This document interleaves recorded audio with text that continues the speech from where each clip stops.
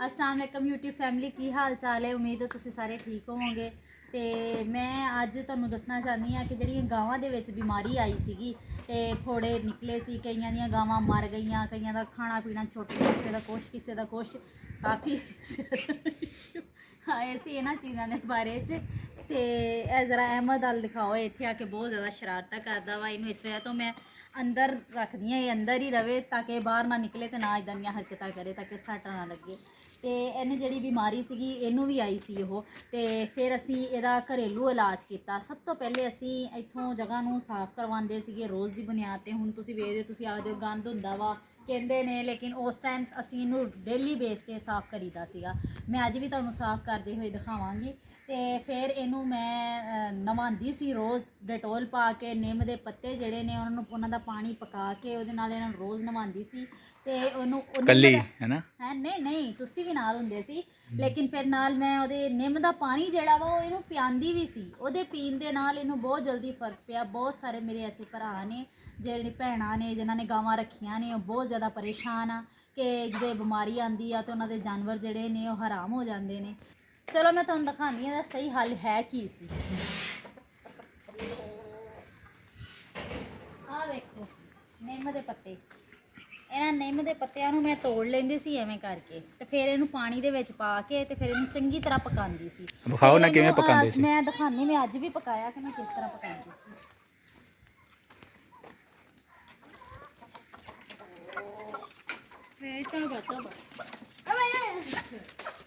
ए वेख ले की करदा पिया।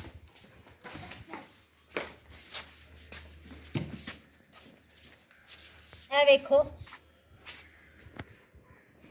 निम के पत्तियां मैं चंगी तरह पका लिया पानी दे विच। इस पानी नूं फिर मैं किसी बाल्टी दे विच पा के उहदे विच दूसरा पानी भी मिक्स करदी सी, विच डिटोल मिक्स करके फिर गां नूं पहले मैं चंगी तरह नवा लेना, फिर उहदे उत्ते इस पानी नूं मैं पा देना। तुहानूं मैं सब दिखा दिता, लेकिन मैं उहदा तरीका भी दसदी कि उसनूं असीं की करदे सीगे। ए वेखो हाँ बहुत बहादुर है जी है। नहीं इहनूं खोलांगी, फिर इहनूं मैं बन्नांगी इत्थे ताकि मैं इहनूं नवा सकां।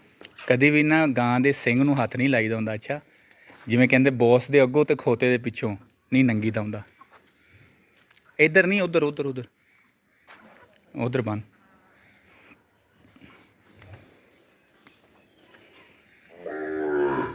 हाँ सही तरह गंढ दे, पता लगे कि जट्टी है। लग रहा चक के मारे तेन बाहर। चक के मारे दोनों का नुकसान है, मेरा किहड़ा कल्ली दा। ठीक है देखो छापरा नूं मैं हला डिटोल दा जे डिब्बी सी वो किथे? अभी तुहानूं दिखानी है।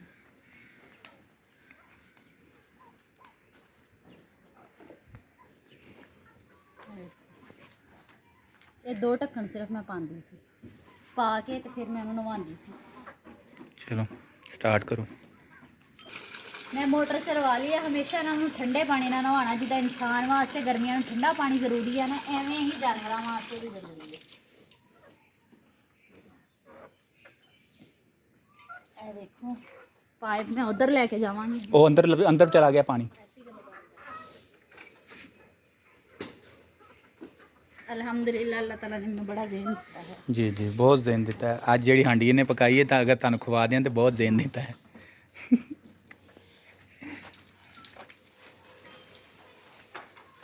रुक जा चल सही है। पानी निकलन दे। गंदा पानी काजी हुआ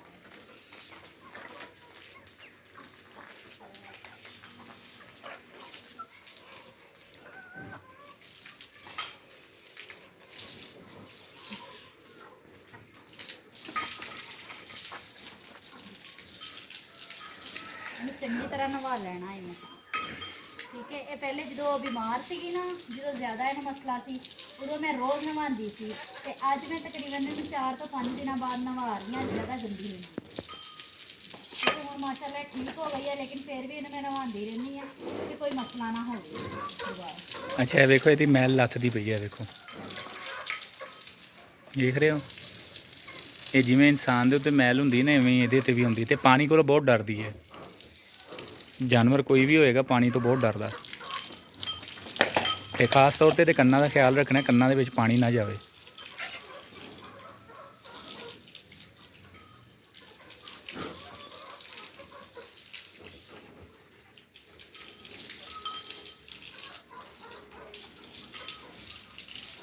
दूसरी साइड हल चलिए।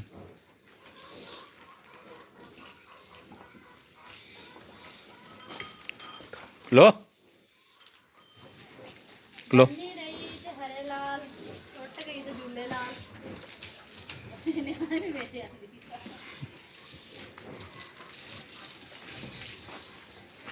तो गलत बननी है ना। ਚਾਪਰ ਨਾਲ ਖਾ ਲਈ।